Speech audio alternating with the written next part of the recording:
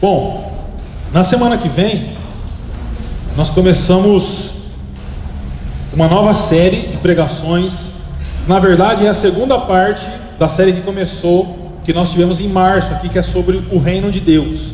Vivendo no reino de Deus, é um estudo em cima das bem-aventuranças, ou melhor, é um estudo no Sermão do Monte, na segunda parte. Então eu te convido a participar das pregações, tanto de manhã quanto à noite, a respeito de como deve viver, ou como devem viver os cristãos, todos aqueles que são seguidores e seguidoras de Jesus. Hoje nós abrimos um espaço na agenda de séries para tratar de um tema muito importante, que é sobre a participação dos irmãos nos encontros da igreja, porque detectamos tanto aqui, e também, como eu já falei, é um fenômeno em todas as igrejas hoje, de uma frequência muito instável nos trabalhos da igreja, né? Vocês vão ver que eu vou defender aqui não morar na igreja, né? Tá todo dia na igreja, toda noite na igreja. Não é isso que Deus quer da gente também. Okay? Não é isso que Deus quer da gente também. O nosso papel é estarmos lá fora, né? Mas é importante uma frequência, pelo menos semanal, nos encontros da igreja, porque a fé cristã não se vive longe um do outro, não se vive separado, né? Por mais que nós tenhamos hoje tecnologias, podemos assistir cultos pela internet, pela televisão, o que é um benefício, mas nada substitui o tete a tete. E nenhuma tecnologia no mundo vai substituir o contato pessoal entre nós quando a igreja se reúne, e isso é muito importante, né? Então hoje, a importância da participação nos encontros da comunidade. O reverendo Silas nos abençoou de manhã com a palavra, e agora à noite fica a meu encargo. Se você veio de manhã, você vai perceber que é o mesmo texto, que é o mesmo texto agora à noite, mas numa perspectiva um pouco diferente. Então eu convido você a abrir comigo sua Bíblia, se você está com ela aí, na carta aos Hebreus, capítulo 10, a partir do versículo 19.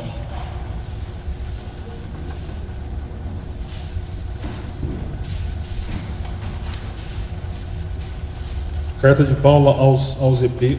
Paulo não, né? Porque não é Paulo que escreveu essa carta aqui. Carta aos Hebreus, capítulo 10, a partir do versículo 19.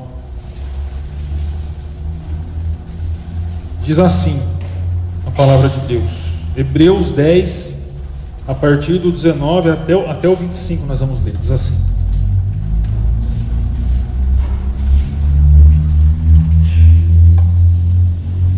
Portanto, irmãos, temos plena confiança para entrar no Santo dos Santos pelo sangue de Jesus, por um novo e vivo caminho que Ele nos abriu por meio do véu, isto é, do seu corpo. Temos, pois, um grande sacerdote sobre a casa de Deus. Sendo assim, aproximemo-nos de Deus com um coração sincero e com plena convicção de fé, tendo os corações aspergidos para nos purificar de uma consciência culpada, e tendo os nossos corpos lavados com água pura. Apeguemo-nos com firmeza à esperança que professamos, pois aquele que prometeu é fiel. E consideremos uns aos outros para nos incentivarmos ao amor e às boas obras. Não deixemos de reunir-nos como igreja, segundo o costume de alguns, mas procuremos encorajar-nos uns aos outros, ainda mais quando vocês veem que o dia se aproxima. Vamos orar mais uma vez. Pai bondoso, queremos te agradecer pela tua palavra e pedir que o Senhor nos abençoe e fale aos nossos corações através da tua santa palavra, que nós precisamos ouvir o ensino que o Senhor tem para nós. E te agradecemos por esse momento, em nome de Jesus. Amém. Derrubei. Bom, começo citando uma frase do nosso maior teólogo, né, na história, João Calvino, que ele dizia: a melhor forma de promover a unidade é congregar, ele está falando do povo, para o ensino comunitário, e eu creio piamente nessa verdade de Calvino. A melhor forma de nós trabalharmos a unidade da igreja é reunir o povo de Deus para a questão do ensino da palavra de Deus. O texto que nós lemos essa noite faz parte da carta aos Hebreus, E essa carta ela tem uma estrutura muito interessante. A estrutura da carta de Hebreus, se você ler com atenção, você vai perceber que há um movimento que percorre toda a carta. O movimento é o seguinte: o escritor ensina algo, ele traz a teologia dele, ensinando sobre uma questão, e depois ele exorta aqueles que estão lendo ou ouvindo, né? Porque alguns dizem que Hebreus era um discurso que se transformou em carta. Então, durante toda a carta, o movimento é ao ensino e exortação, ensino e exortação, ensino e exortação. Ou seja, ele faz uma teologia ensinando a respeito de Jesus, que ele é superior aos anjos, do sacrifício de Jesus, da posição de Jesus como sumo sacerdote, e depois ele exorta o povo a praticar o ensino. E a carta aos Hebreus, ela é todas. Quem fez o treinamento de interpretação bíblica, nós trabalhamos um pouco essa questão de Hebreus no ensino e exortação, ensino e exortação, ensino e exortação. E o capítulo 10, do versículo 1 ao versículo 18, é o ensino, é a parte de ensino. Então o escritor trabalha com a teologia dele, ensinando o povo sobre algo, e o texto que nós lemos é o início da exortação. E a exortação é sempre marcada com palavras como portanto, pois. Então ele ensina e diz: agora que eu ensinei, vocês façam isso e ensinem. Então a parte que nós lemos é a primeira exortação do ensino do capítulo 10, versículos 1 a 18. E o que é ensinado no capítulo 10, versículos de 1 a 18? É ensinado que o sacrifício de Jesus ele é completo e suficiente para o perdão dos pecados. Não há necessidade de outro sacrifício. O sacrifício de animais, bois, cordeiros ficou no Antigo Testamento, e todo o aparato religioso de sacrifício de Israel perdeu sentido, porque o Cordeiro de Deus foi sacrificado, e o sacrifício de Cristo é suficiente e é completo. Não há necessidade de um outro sacrifício. Isso nós encontramos em 10:10. Pelo cumprimento dessa vontade fomos santificados por meio do sacrifício do corpo de Jesus Cristo, oferecido uma vez por todos. Não há necessidade de um outro sacrifício. Por isso, quando você ouve alguém dizendo que você precisa ir em tal igreja para sacrificar a Deus, não há necessidade de outro sacrifício.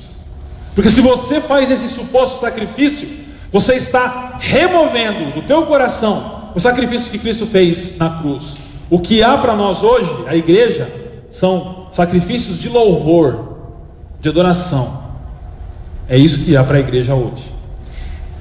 O outro ensino é também com relação ao sacrifício de Jesus, dizendo que esse sacrifício santifica o povo dele. 10:14 diz: porque por meio de um único sacrifício ele aperfeiçoou para sempre os que estão sendo santificados. Ou seja, não há necessidade de nenhum outro acontecimento para a santificação da igreja. O sacrifício de Cristo ele é suficiente. E também ele trata sobre perdão, dizendo que esse sacrifício ele é suficiente para perdão, ele gera perdão. 10:18, onde esses pecados foram perdoados, não há mais necessidade de sacrifício por eles. Ou seja, capítulo 10, versículos de 1 a 18, ensina que o sacrifício de Jesus é completo e suficiente, não há necessidade de outro sacrifício, de que esse sacrifício de Jesus santifica a igreja, santifica, e de que o sacrifício de Jesus perdoa, gera perdão à igreja. Esse é o ensino do capítulo 10, versículos 1 a 18. Dessa forma, o motivo para ouvir e aceitar a exortação que vem a partir do versículo 19 não é que o pastor é bom, não é que a pregação é boa, não é que o livro de Hebreus é bem escrito, mas o único motivo de nós ouvirmos as exortações que são dadas na palavra de Deus a partir do versículo 19 do capítulo 10 de Hebreus é porque o sacrifício de Cristo é suficiente, santifica e perdoa. Então não há motivo, se você é cristão ou cristã, para desobedecer a exortação ou as exortações que vêm agora. Então ele começa na exortação dizendo: portanto, irmãos, versículos 19 a 21, temos plena confiança para entrar no Santo dos Santos, pelo sangue de Jesus, por um novo e vivo caminho que Ele nos abriu por meio do véu, isto é, do seu corpo. Temos, pois, um grande sacerdote sobre a casa de Deus. Ele começa dizendo, lembrando do sacrifício de Jesus lá na cruz, e também lembrando do templo de Jerusalém. O templo de Jerusalém, eu já citei aqui hoje, eu citei em outros encontros nossos, tinha um lugar dentro do templo chamado Santo dos Santos. Nesse lugar estava a Arca da Aliança, e nesse lugar era o lugar onde a presença de Deus se manifestava de maneira mais intensa, única, e só um sumo sacerdote, uma vez ao ano, poderia entrar nesse lugar. Esse lugar é o Santo dos Santos. O escritor de Hebreus está dizendo que pelo sacrifício de Jesus, esse Santo dos Santos foi aberto, e hoje a igreja tem acesso a esse Santo dos Santos. A igreja entrou nesse Santo dos Santos. Como que a igreja entrou? Pelo sangue de Jesus. Quando Cristo morreu naquela cruz, enquanto o corpo de Jesus era rasgado na cruz, o véu era rasgado lá no templo. Quando o sangue de Jesus era derramado, nós éramos perdoados, e um novo caminho era alicerçado, planejado, preparado para que nós entrássemos na presença de Deus. E esse caminho, o escritor de Hebreus chama de um novo e vivo caminho que Ele nos abriu por meio do véu. Que véu? O véu do templo que se rasgou? Não, isto é, do seu corpo, do corpo de Jesus. Quando Cristo morreu naquela cruz, a presença de Deus se tornou escancarada para o seu povo. E ele diz: temos, pois, um grande sacerdote sobre a casa de Deus. A mediação entre o povo e Deus era feita por um sacerdote. Agora ele diz que Jesus é o grande sacerdote, Jesus é o sumo sacerdote. Por isso nós não precisamos de nenhuma mediação humana para se chegar até Deus. Você não precisa de mim para se chegar até Deus. Você não precisa de nenhum pastor, de nenhum padre para se chegar até Deus, porque Jesus é o nosso grande sacerdote e abriu o caminho a Deus. Em miúdos, ele está dizendo: Cristo morreu por vocês naquela cruz, salvou vocês. O sacrifício de Jesus é suficiente e completo. O sacrifício de Jesus santifica vocês, e o sacrifício de Jesus perdoa vocês. E agora ele vem exortando, dizendo: e vocês têm que agradecer a Deus, porque esse caminho foi aberto. E como responder a Deus diante de tamanha manifestação de amor, de tamanha graça e misericórdia que é Cristo na cruz, a nossa salvação? Como a igreja deve responder a isso? Como você que está sentado aí deve responder ao que Cristo fez por você, ao acesso a Deus, ao sacrifício completo, à santificação e ao perdão? Como você deve responder? Na sequência do texto, nós encontramos 4 verbos que nos ensinam como devemos responder a tão grande realização de Jesus. 3 deles, na tradução da NVI: aproximemo-nos, verso 22, apeguemo-nos, verso 23, e consideremos, verso 24. Eles estão num tempo verbal que no Novo Testamento expressa finalidade. O que isso significa?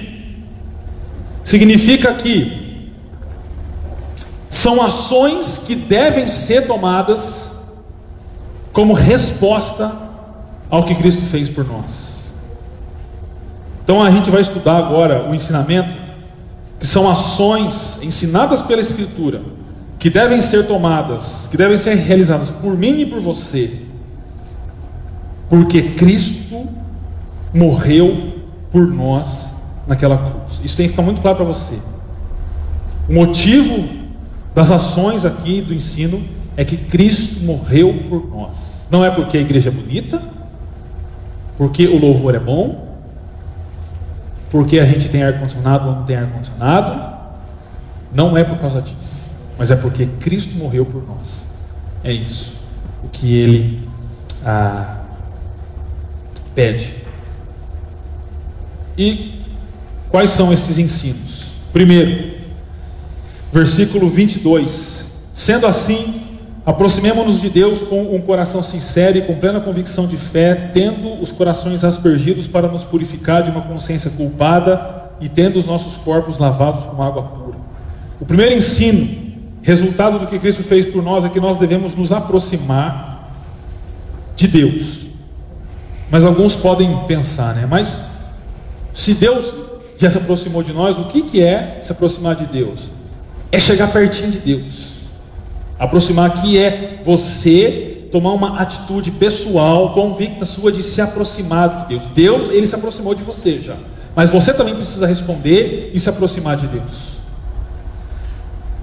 E como que isso deve ser feito? Ele diz que isso deve ser feito com um coração sincero e com plena convicção de fé. E o que é um coração sincero? No próprio versículo ele explica o que é um coração sincero. Um coração sincero são corações aspergidos para nos purificar de uma consciência culpada. Aspergir em Hebreus sempre faz referência ao perdão de pecados. Você pode ler Hebreus 9:13, 9:16, 9:21 e o nosso texto aqui. O que ele está dizendo aqui? Ele está dizendo de que o ato realizado por Cristo naquela cruz já purificou o nosso coração. O nosso coração já está purificado e por isso nós podemos nos aproximar de Deus. E a purificação causada pela morte de Cristo na cruz remove a culpa. O que Almeida, que é a tradução que a maioria de vocês tem, chama de má consciência. Ou seja, o sacrifício de Jesus nos deixa sem culpa no cartório. E porque nós não temos culpa no cartório, nós podemos nos aproximar de Deus. Teresa d'Ávila, uma mística do século XVI, falava que os cristãos fazem parte do povo mais corajoso do mundo, que mesmo sabendo que erraram contra o seu Senhor, e que o seu Senhor sabe que eles erraram, tem coragem de entrar na presença de Deus ainda. Por quê? Porque Cristo já morreu por nós e nós podemos entrar na presença de Deus. Então, como resposta ao que Cristo fez por nós na cruz, nós devemos nos aproximar de Deus com um coração sincero e com plena convicção de fé, tendo os nossos corpos lavados com água pura. Esse lavar é banhar-se mesmo, e traz a ideia da purificação sacerdotal do Antigo Testamento, quando o sacerdote tinha que se lavar. E é a mesma palavra usada na conversa de Jesus com Pedro, em João 13, quando Jesus vai lavar os pés de Pedro. Pedro não deixa, Aí Jesus fala: se eu não lavar seus pés, você não tem parte comigo. Aí Pedro: então me lave inteiro. Aí Jesus diz: você não precisa se lavar, porque você já está lavado pelas minhas palavras. É essa a palavra. E é interessante que no livro de Apocalipse, que nós estávamos estudando no mês passado, Apocalipse 1, capítulo 5, diz que o sangue de Jesus é o que nos lavou do pecado. Então aqui é uma ideia de perdão também. Então, versículo 22 diz que nós devemos nos aproximar de Deus, porque Ele já se aproximou de nós e nos purificou e lavou dos pecados. Por que nós devemos nos aproximar de Deus? Porque Cristo já perdoou e nos lavou de todo pecado, e por isso nós devemos nos aproximar. E note, não está no singular, mas no plural. Por que no plural? Porque o ensino da Escritura diz que Cristo morreu por um povo, de que o sangue de Jesus foi derramado por um povo, e de que o perdão é dado a um povo e não a uma pessoa exclusiva. Pessoas são perdoadas individualmente, mas o ensino aqui é coletivo. Por isso, irmãos, uma das mais importantes formas de nos aproximarmos de Deus é através dos encontros comunitários da igreja. Então nós não devemos deixar de participar desses encontros por motivos banais. Há motivos, claro, sinceros e honestos para isso, mas por motivos banais não. E por que você não pode deixar de participar do encontro da igreja? Porque no encontro da igreja você é incentivado, junto com os irmãos, a se aproximar de um Deus que morreu e que salvou e que perdoou você. Por isso nós não podemos deixar de vir à igreja para ficar assistindo os gols da rodada, ou para ficar assistindo novela, ou sei lá o que. Porque se você entende de que Cristo morreu por você naquela cruz e que seus pecados foram removidos por causa disso, você se aproxima de Deus. Individualmente sim, também é claro, mas também coletivamente, porque o sangue de Jesus foi derramado por um povo e esse povo se chama igreja. Por isso que é importante nós estarmos juntos celebrando ao nome de Jesus. O segundo motivo, apegar-se com firmeza à esperança. A pergunta que a gente faz aqui nesse verso 23 que diz: apeguemos-nos com firmeza à esperança que professamos, pois aquele que prometeu é fiel. A pergunta que a gente faz é: qual é a esperança que professamos? Alguns textos de Apocalipse nos ajudam, mas esse 3:1 já dá uma boa, o 3:1 e o 4:14 dá uma boa ajuda. Ele diz, 3:1 em Hebreus mesmo: portanto, santos irmãos, participantes do chamado celestial, fixem os seus pensamentos em Jesus, apóstolo e sumo sacerdote, que confessamos. E o 4:14: portanto, visto que temos um grande sumo sacerdote que adentrou aos céus, Jesus, o Filho de Deus, apeguemo-nos com toda a firmeza à fé que professamos. Que fé que professamos? Professamos Jesus. A fé professada é a pessoa de Jesus. Alguns dos ouvintes ou dos leitores dessa mensagem, dessa carta aos Hebreus, eles estavam sendo tentados a deixar Jesus e voltar ao judaísmo, porque eles eram judeus, os destinatários dessa carta. Mas pela esperança que professavam, deveriam apegar-se a Jesus. A ideia aqui de apegar-se, irmãos, é você se amarrar a Jesus, é você encostar em Jesus, passar uma corda em vocês dois e dar um nó e não sair mais. Aonde ele for você vai, para onde ele for você vai, o que ele faz você faz também. Essa é a ideia de apegar-se à esperança, amarrar-se a Jesus. Por quê? Porque ele fez promessa para nós e ele é fiel para cumprir. Dessa forma, devemos nos apegar a Jesus, pois ele é a nossa esperança, que certamente se realizará. E onde nós encontramos força para nos apegarmos a essa esperança? No meio da comunidade de fé também. Sozinho não há como, sozinho. Escuta o que eu vou dizer para você: sozinho a esperança vai embora. E vai mesmo. Sozinho você não tem forças para manter a esperança. Mas na comunidade de fé tem, porque as pessoas te ajudam, carregam os teus fardos e assim cumprem a lei de Cristo, o que Paulo fala aos Gálatas. Por isso, como resposta ao que Cristo fez por nós, nós devemos nos apegar a Jesus. E apegar também, dentre outras coisas, está participar da comunidade local com ênfase, com intensidade, na medida certa.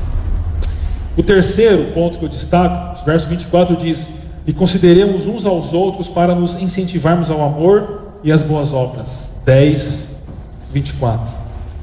Considerar aqui tem a ideia de ver, de notar, de dar atenção e valor àquele que está do seu lado. Considere as pessoas, né? Ou seja, perceba e entenda a presença de quem está do seu lado. Numa empresa você pode entrar e sair e nem olhar para a cara das pessoas.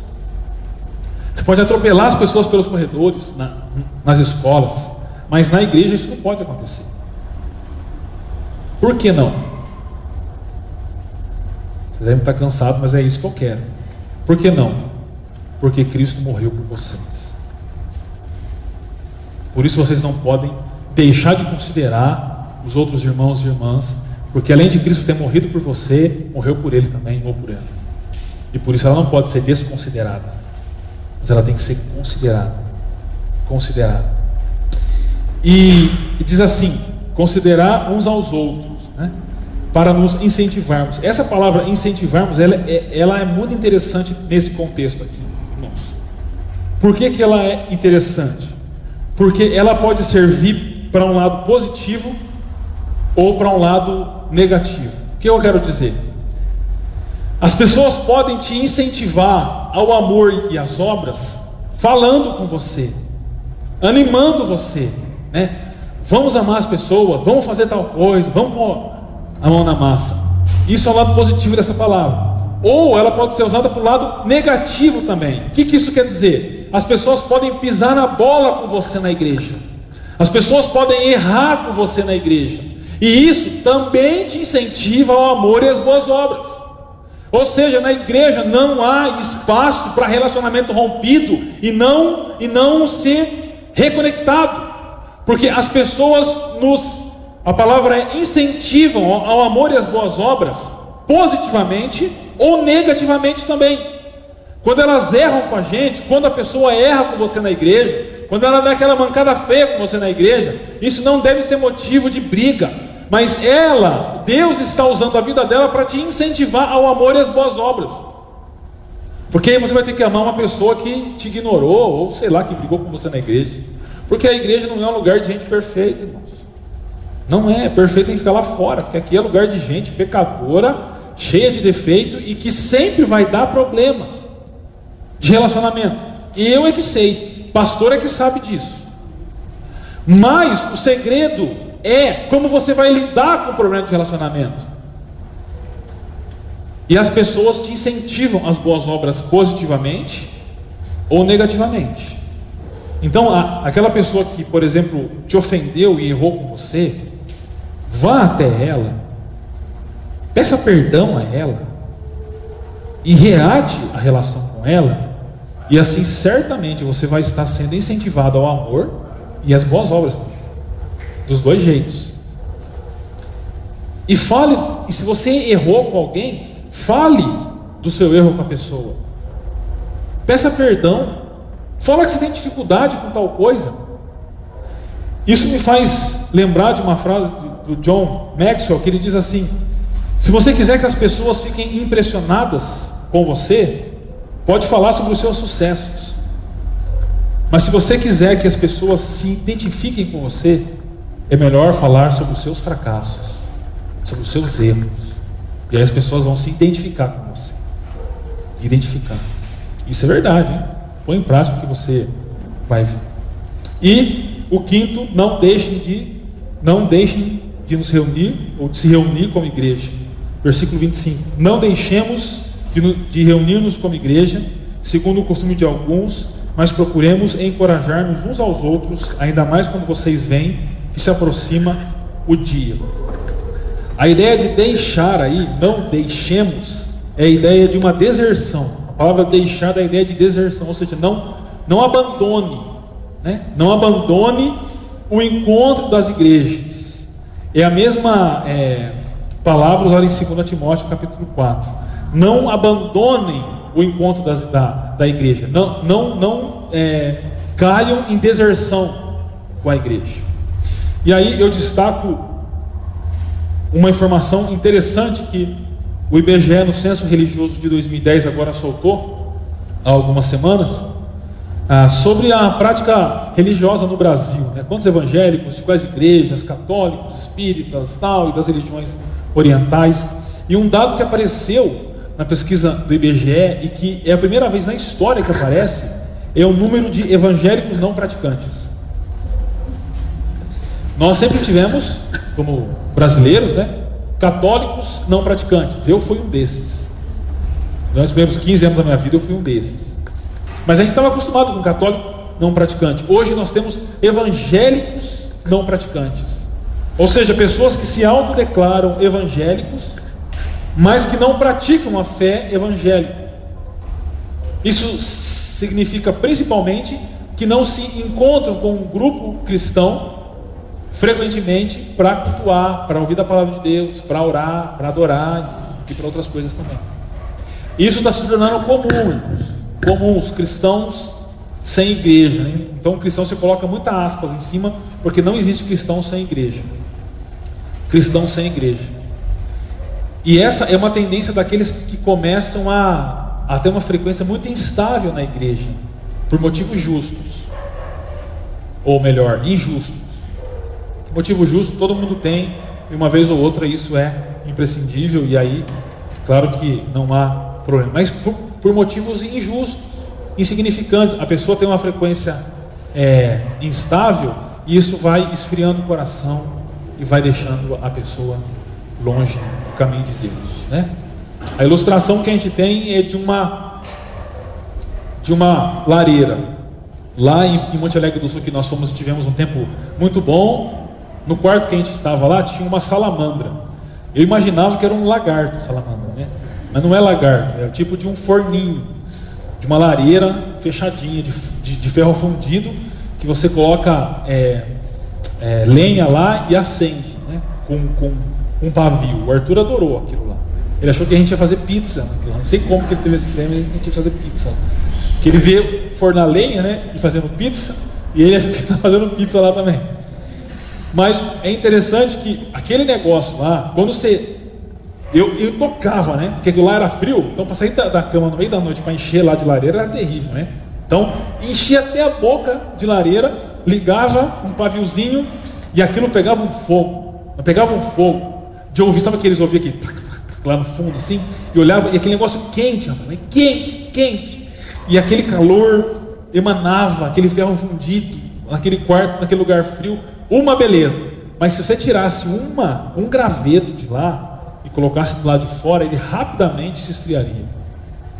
E assim acontece com aqueles que têm uma frequência inconstante no meio do povo de Deus. Ele vai se esfriando até sair completamente da comunidade. E por isso que o conselho final é: não deixem de se reunir. Essa reunião dá a ideia de congregar, né? Na Almeida está congregar-nos, e ela só é citada no Novo Testamento em 2 Tessalonicenses 2:1, quando Paulo fala do retorno de Jesus e da nossa reunião com Jesus nos ares. Note que nas duas ocorrências dessa palavra no Novo Testamento há menção do último dia. Nesse verso nosso aqui, 25, fala no finalzinho, né? Que se aproxima o dia. Que dia é esse? O dia do retorno de Jesus. O que isso significa, irmãos? Presta atenção. Essa palavra, ela tem duas ocorrências só no Novo Testamento. Uma está aqui, que fala do dia, né, do dia da volta de Jesus. E a outra ocorrência é para falar da nossa reunião com Jesus nos ares, ou seja, no dia também. O que isso significa? Isso significa que o encontro da igreja tem conotação escatológica. O que é escatológico? Do final dos tempos. Nós somos uma comunidade que, quando se reúne, anuncia o fim dos tempos, anuncia que Jesus está voltando. Não é os dois que ficam falando que Jesus está voltando amanhã, não sei o que, que tudo vai acabar, mas é um povo que sabe que Jesus está voltando, que uma hora ou outra isso vai acontecer. Mas o encontro da igreja tem características escatológicas, ou seja, nós sabemos que um dia essa era passará e surgirá uma outra era, trazida pelo reino de Deus, estabelecido pelo retorno de Jesus aqui. E por isso nós devemos encorajar uns aos outros. Encorajar é andar lado a lado, é ombro com ombro, é abraçar do lado e andar junto, né? É falar o coração dizendo: irmão, está difícil, mas vamos continuar. É andar lado a lado, isso é encorajar. Desta forma, queridos, os cristãos devem andar lado a lado com outros cristãos, falando uns aos outros, encorajando uns aos outros, até a volta de Jesus. Até lá a igreja se reúne, encorajando uns aos outros. E você não faz isso por e-mail. Você até pode fazer, né? Mandar um e-mail para a pessoa, mandar um recado no Facebook, legal, mas nada é igual você andar junto com a pessoa, né? Encostar ombro no ombro, sentar para orar junto. Nada é igual a isso. E aqui, irmãos, eu defendo aquilo que eu já falei no começo. Você não precisa morar na igreja. Eu sou contrário a uma igreja que tem uma grade cheia de programações e que prende todo mundo na igreja. É errado isso. É errado, a gente não pode. Você precisa ter vida social. Eu preciso ter vida social, porque é assim que nós vamos alcançar outras pessoas para Jesus. Eu não gosto da ideia de você ter toda vez os casos aqui na igreja. Se eu ver isso, eu vou tocar o seu daqui. Mas você precisa ter a consciência de que você, pelo menos semanalmente, precisa se encontrar com o povo de Deus. Semanalmente você precisa estar junto com eles, orar com eles, chorar com eles, rir com eles, aprender com eles, cantar com eles. Pelo menos semanalmente, uma ou duas vezes por semana. É importante isso. Não more na igreja, mas também não suma da igreja, mas frequente a igreja, porque você precisa disso. Você precisa disso. E eu lembro de uma frase do C.S. Lewis. Esqueci de passar os textos, mas estão aí. O C.S. Lewis, quando ele se converteu ao cristianismo, quem foi C.S. Lewis, né? O escritor de Nárnia e simplesmente o maior cristão do século XX. O maior cristão do século XX. Quando ele se converteu, ele não era muito assim com a igreja, né? E ele achou que ele poderia viver o cristianismo dele, trancado no quarto dele, estudando um livro de teologia sistemática, de teologia. Aí, olha o que ele diz: quando me tornei cristão, pensei que poderia fazê-lo sozinho, recolhendo-me em meus aposentos e estudando teologia. Não pensava em frequentar nenhuma igreja. Eu me aborrecia muito com os hinos, que considerava poesias de 5ª categoria, e com música de 6ª categoria. Mas com o passar do tempo, percebi o grande mérito disso. Reconheci que os hinos estavam sendo cantados com devoção por um velhinho sentado de botinas no banco ao lado. Então você percebe que não é digno de limpar aquelas botinas. Isso nos tira do nosso orgulho solitário. E eu completo a frase do C.S. Lewis: e nos leva para o meio do povo de Deus. Não há fé cristã longe da igreja. Não há. Há motivos justos, eu sei que há motivos justos, mas há também motivos que não são dignos da nossa ausência. Então, irmãos, na nossa caminhada como igreja local, IPNCE, Igreja Presbiteriana do Novo Campos Elíseos, nós estamos em um processo que a gente chama de revitalização da igreja.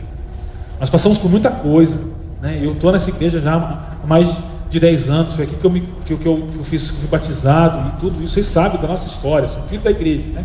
Filho dessa igreja local aqui. A gente tem passado um tempo difícil, mas a gente está num processo de revitalização. E eu começo a ver sinais de revitalização. Para você ter uma ideia, um processo de revitalização, pelos teólogos e missiólogos e estudiosos do assunto, leva 7 anos. Talvez a gente não leve tudo isso, a gente leve menos tempo, mas a gente está no processo de revitalização. E aí, você como membro dessa igreja, eu quero te desafiar e te convidar a se comprometer com a igreja local, né? A evangelizar as pessoas e a frequentar os trabalhos da igreja sempre que possível, sempre que você puder, porque nós estamos em um processo de revitalização de uma igreja que, assim como outras igrejas, tem um compromisso sério com o evangelho de Jesus, o evangelho que fala do pecado, o evangelho que anuncia a salvação em Jesus. E não é porque eu sou bom nisso, não, é porque isso é minha obrigação. Falar do evangelho de Jesus é minha obrigação e é a nossa como cristão. E a gente está vivendo em um mundo perdido, que nós temos problemas com a teologia da prosperidade por um lado, que coloca na boca de Jesus palavras do diabo, e a teologia liberal do outro lado, que tira Jesus do centro também. Mas essa igreja local, a nossa visão de Deus para essa igreja é ser uma igreja reformada que anuncia o evangelho de Jesus, do pecado e da salvação em Jesus. E eu te convido a se comprometer cada vez mais com essa igreja, a buscar os dons de Deus para você, porque Deus tem dons para você, e os dons são para a edificação da igreja. Você tem dons também, e eu te desafio a isso. Essa manhã chegou um rapaz aqui que participou com a gente do culto. Ele vem da igreja luterana, uma igreja que, infelizmente, com dor no coração, eu falo, uma igreja que está se perdendo no caminho do liberalismo teológico, está negociando Jesus. Não todas, mas a denominação luterana está negociando, está entrando para um caminho de ecumenismo, né? O que é muito sério, que você tira Jesus do centro. Outras igrejas também estão fazendo isso, e eu quero chamar a atenção para você, porque esse ensino é sutil e vai tirando Jesus do centro, colocando outras coisas no centro. Mas o nosso compromisso é manter Jesus no centro. E o dia que eu pregar outra coisa a não ser Jesus, você tem a obrigação de me chamar no canto e de me exortar. Porque o dia que eu deixar de pregar Jesus, eu tenho que abandonar o púlpito, porque eu perdi o sentido do meu trabalho. Então eu convido você a se firmar com essa igreja. E não é só a gente que está fiel a Deus, não. Isso aí é besteira achar, né? Graças a Deus existem muitas outras igrejas em Campinas, no Brasil e no mundo, fiéis a Deus, e nós somos mais uma delas. E juntos anunciar o evangelho que fala de... Tem igreja que proíbe falar de pecado. Você sabia disso? Você não pode falar de pecado. Você pode falar de erro de conduta, não sei o que, mas pecado não. A Bíblia fala, pecado é pecado, todos somos pecadores. Então tem que falar de pecado, tem que falar do sacrifício de Jesus, tem que falar da ressurreição de Jesus, tem que falar da volta de Jesus. E é por isso que eu falo todo domingo para vocês sobre isso. Um dia na aula de inglês, usar aqui o exemplo, viu, Ângela? Você me perdoa. Numa conversa de inglês, nós testando, né, o nosso English, a Ângela já viajou para Israel, vocês sabem disso, né? 2 vezes já. Um dia, quem sabe, eu vá uma vez lá, né? E aí, numa conversa, ela dizendo que foi lá, e eu perguntei, acho, para ela como é que tinha sido, e ela falou que ela tinha visitado os lugares do ministério de Jesus, né? De todos os que são contados na Bíblia. E eu não sei para que lado foi a nossa conversa, que ela falou assim, que o meu pastor fala todo domingo a mesma coisa, que Jesus morreu, ressuscitou, não sei o que, não sei o que. Eu dei graças a Deus por isso, irmão, porque esse é o meu papel, é falar do Evangelho de Jesus para vocês todo dia, todo domingo, falar que Cristo morreu por vocês, que vocês são pecadores, nós somos pecadores e Cristo morreu por nós. Esse é o Evangelho, e eu te convido a fazer parte de uma das comunidades que se mantém fiéis a Jesus. Não porque eu sou bom, porque isso é minha obrigação. E mais uma vez eu digo aqui, se um dia eu pregar outra coisa a não ser Jesus, você tem a obrigação de me chamar a atenção. A obrigação. Se você não chamar a minha atenção, você está pecando. Você está pecando. E todo mundo que pisa nesse púlpito e prega nesse púlpito tem que pregar Jesus, porque Jesus é o centro da igreja. E sem Jesus não há igreja. Então que Deus te abençoe, te dê a consciência disso, te fortaleça. E o meu desejo, meu convite é que você venha, que os nossos planos são para que a partir do ano que vem a gente pare de tratar só a igreja, né? E a gente alavanque a igreja para fora, para a gente falar de Jesus para as pessoas, para esse bairro, para essa cidade, porque eu não tenho dúvidas de que Jesus tem chamado essa igreja, e não é uma visão que veio um anjo, ela é a Bíblia, ok? Que Jesus tem um chamado para essa igreja, para esse bairro nosso. Esse bairro tem 60 mil pessoas, é um bairro enorme, e Deus quer que a gente alcance o Campos Elíseos, quer que a gente alcance Campinas, quer que a gente alcance o Brasil, quer que a gente alcance o mundo através dos nossos missionários aí. É isso que Deus quer de nós. Eu te convido a isso em nome de Jesus. Amém. Vamos terminar, irmãos, com prática ou reflexão em prática, né? Primeiro, nós participamos da igreja por causa de Jesus. Você não participa por causa de nada a não ser Jesus. O que faz você sair da tua casa e vir até aqui é Jesus. Tem coisas secundárias, mas o mais importante é Jesus. Valorize os encontros da comunidade, participe dos encontros da comunidade, esteja presente, não more na igreja, mas esteja presente sempre que você puder, pelo menos semanalmente, para você se alimentar e manter sua paixão.